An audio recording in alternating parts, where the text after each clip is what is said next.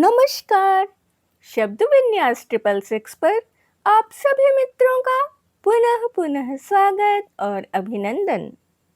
कहानियों के इस मंच पर हमारा साथ देने के लिए बहुत बहुत शुक्रिया। कहानियों की श्रृंखला में आजकल हम जिस कहानी को सुन रहे हैं वो है कहानीकार धर्मवीर भारती जी की नायाब कहानी गुल की बन्नो। आज हम कहानी का चौथा अंक सुनेंगे। कहानी के शेष सभी अंक आपको चैनल शब्द विन्यास 666 पर उपलब्ध हो जाएंगे। कहानी में भारती जी ने मानवीय संबंधों का कटु सत्य उजागर किया है और विदा के बहाने गुलकी के पिता के घर की जिस प्रकार खरीद फरोख्त की जाती है वो समाज की स्वार्थ आंधता को दर्शाता है। अब हम कहानी को आगे सुनते हैं, तो सुनना प्रारंभ करें। उस दिन जब घेघा बुआ के धैर्य का बांध टूट गया और नई नई गालियों से विभूषित अपनी पहली इलेक्शन स्पीच देने जो ही चौतरे पर अवतरित हुई कि उन्हें डाकिया आता हुआ दिखाई पड़ा। वह अचकचा कर रुक गई। डाकिया के हाथ में एक पोस्ट कार्ड था और वह गुलकी को ढूंढ रहा था। बुआ ने लपक कर पोस्ट कार्ड लिया, एक सांस में पड़ गईं। उनकी आंखें मारे अचरज के फैल गई और डाकिये को यह बताकर कि गुलकी सत्ती साबुन वाली के ओसारे में रहती है, वे झट से दौड़ी दौड़ी निर्मल की माँ ड्राइवर की पत्नी के यहाँ गईं। बड़ी देर तक दोनों में सलाह मशविरा होता रहा और अंत में बुआ आई और उन्होंने मेवा को भेजा। जा गुलकी को बुलाए ला। पर जब मेवा लौटा तो उसके साथ गुलकी नहीं वरन सत्ती साबुन वाली थी और सदा की भांति इस समय भी उसकी कमर में वह काले बेट का चाकू लटक रहा था जिससे वह साबुन की टिक्की काट कर दुकानदारों को देती थी। उसने आते ही भौं सिकोड़ कर बुआ को देखा और कड़े स्वर में बोली, क्यों बुलाया है गुलकी को? तुम्हारा 10 रुपए किराया बाकी था, तुमने 15 रुपए का सौदा उजाड़ दिया। अब क्या काम है? अरे राम राम, कैसा किराया बेटी? अंदर आओ, अंदर आओ। बुआ के स्वर में असाधारण मुलायमियत थी। सत्ती के अंदर जाते ही बुआ ने फटाक से किवाड़ बंद कर लिए। बच्चों का कौतूहल बहुत बढ़ गया था। बुआ के चौके में एक झंझरी थी। सब बच्चे वहां पहुंचे और आंख लगाकर कनपटियों पर दोनों हथेलियां रखकर घंटी वाला बाइस्कोप देखने की मुद्रा में खड़े हो गए। अंदर सत्ती गरज रही थी, बुलाया है तो बुलाने दो। क्यों जाए गुलकी? अब बड़ा ख्याल आया है, इसलिए कि उसके रखैल को बच्चा हुआ है तो जाके गुलकी झाड़ू बहारू करे, खाना बनाए, बच्चे खिलाए। और यह मर्द का बच्चा गुलकी की आंख के सामने रखैल के साथ गुलछर्रे उड़ाए। निर्मल की माँ बोली, अरे बिटिया, पर गुजर तो अपने आदमी के साथ करेगी ना। अब उसकी पतरी आई है तो गुलकी को जाना चाहिए। और मर्द तो मर्द, एक रखैल छोड़ दुई दुई रखैल रख ले तो औरत उसे छोड़ देगी? राम राम।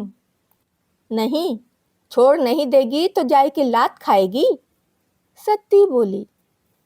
अरे बेटा, बुआ बोली, भगवान रहे ना, टौन मथुरापुरी में कुबजा दासी के लात मारी तो ओकर कुबड़ सीधा हुई गवा।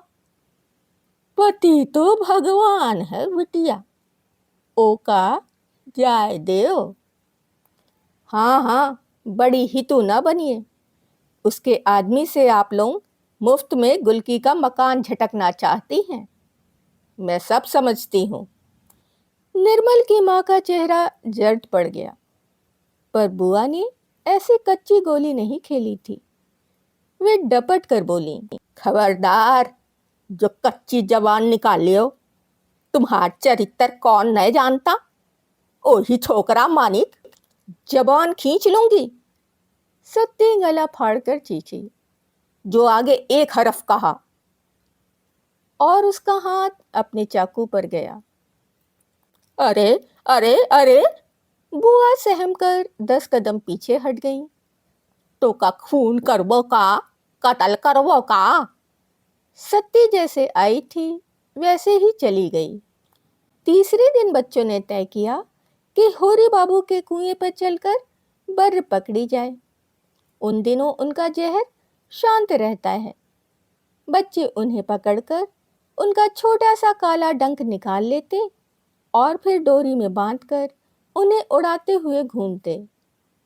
मेवा, निर्मल और मुन्ना एक एक बर उड़ाते हुए जब गली में पहुंचे तो देखा बुआ के चौतरे पर टीन की कुर्सी डाले कोई आदमी बैठा है। उसकी अजब शक्ल थी, कान पर बड़े बड़े बाल, मिचमिची आंखें, मोछा और तेल से चुचुआते हुए बाल। कमीज और धोती पर पुराना बदरंग बूट। मटकी हाथ फैलाए कह रही है, एक डबल दे दो, ए दे दो ना। मुन्ना को देखकर मटकी ताली बजा बजा कर कहने लगी, गुलकी का मन से धुआया है। ए मुन्ना बाबू, एक कुबड़ी का मन से धु है। फिर उधर मुड़कर, एक डबल दे दो। तीनों बच्चे कौतूहल में रुक गए। इतने में निर्मल की माँ एक गिलास में चाय भरकर लाई और उसे देते देते निर्मल के हाथ में बर्रे देखकर उसे डांटने लगी। फिर बर्रे छुड़ाकर निर्मल को पास बुलाया और बोली, बेटा, ये हमारी निर्मला है। ए निर्मल, जीजा जी हैं, हाथ जोड़ो। बेटा, गुलकी हमारी जात बिरादरी की नहीं है तो क्या हुआ? हमारे लिए जैसे निर्मल वैसे गुलकी। अरे, निर्मल के बाबू और गुलकी के बाप की दांत काटी रही।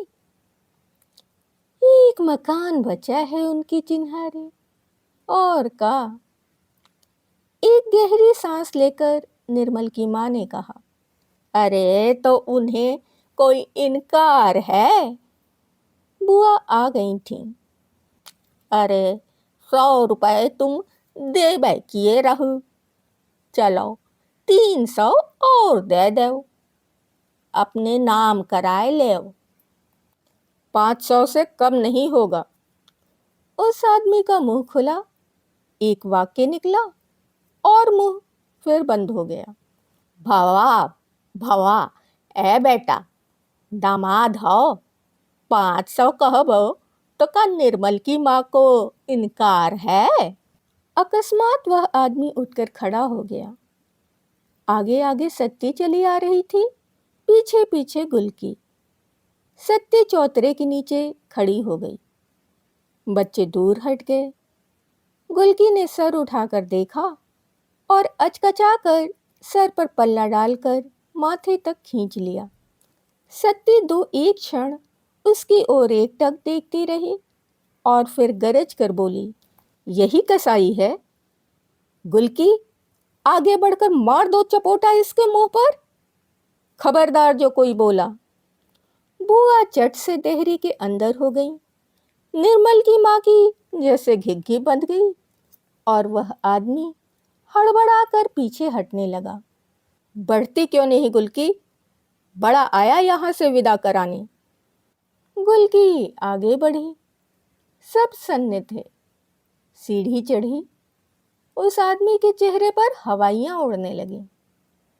गुलकी चढ़ते चढ़ते रुकी, सत्ती की ओर देखा, ठिठकी, अकस्मात लपकी और फिर उस आदमी के पांव पर गिर के फपक फपक कर रोने लगी। हाय, हमें काहे को छोड़ दियो? तुम्हारे सिवा हमारा लोक परलोक और कौन है? अरे, हमरे मरे पर कौन चुल्लू भर पानी चढ़ाई। सत्ती का चेहरा स्याह पड़ गया। उसने बड़ी हिकारत से गुलकी की ओर देखा और गुस्से में थूक निगलते हुए कहा, कुतिया, और तेजी से चली गई। निर्मल की माँ और बुआ गुलकी के सर पर हाथ फेर फेर कर कह रही थीं, मत रो बिटिया, मत रो। सीता मैया भी तो वनवास भोगिन रहा। उठो गुलकी बेटा, धोती बदल ले, कंघी चोटी करो। पति के सामने ऐसे आना असगुन होता है। चलो। गुलकी आंसू पोंछती पोंछती निर्मल की माँ के घर चली। बच्चे पीछे पीछे चले तो बुआ ने डांटा, चलो यार, मुँह लड्डू बट रहा है का। दूसरे दिन निर्मल के बाबू ड्राइवर साहब, गुलकी और जीजाजी दिन भर कचहरी में रहे। शाम को लौटे तो निर्मल की माँ ने पूछा, पक्का कागज लिख गया? हाँ हाँ रे, हाकिम के सामने लिख गया। फिर जरा निकट आकर फुसफुसा कर बोले, मट्टी के मोल मकान मिला है, अब कल दोनों को विदा करो। अरे पहले 100 रुपए लाओ, बुआ का हिस्सा भी तो देना है। निर्मल की माँ उदास स्वर में बोली, बड़ी चंट है बुढ़िया, गाड़ गाड़ के रख रही है, मर के सांप होएगी। अभी आप सुन रहे थे धर्मवीर भारती जी की रचना गुलकी बन्नो। आज आपने कहानी का चौथा अंक सुना है। कहानी के सारे अंक चैनल शब्द विन्यास 666 पर उपलब्ध हैं। कहानी का अगला और अंतिम अंक हम अगले अंक में सुनेंगे।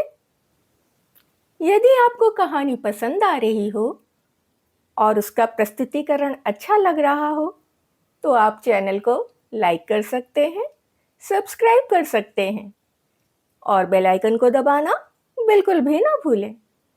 जो भी नए सदस्य चैनल पर हैं वो चैनल को सब्सक्राइब अवश्य कर लें। वीडियो को लाइक कर सकते हैं यदि आपको पसंद आ रहा हो और मित्रों और परिवारजनों में शेयर कर सकते हैं। कहानी से संबंधित या उसके प्रस्तुतिकरण से संबंधित कोई भी विचार या सुझाव हो, आप उसे हमारे साथ साझा कर सकते हैं।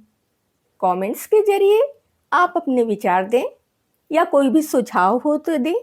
किसी तरह की कोई फरमाइश, किसी नई कहानी की या उपन्यास की या आपके प्रिय लेखकों की, वो भी आप कमेंट्स के जरिए हमें बता सकते हैं। हम उसे यथासंभव शीघ्र ही पूरा करने की कोशिश करेंगे। अभी के लिए विदा। शुक्रिया।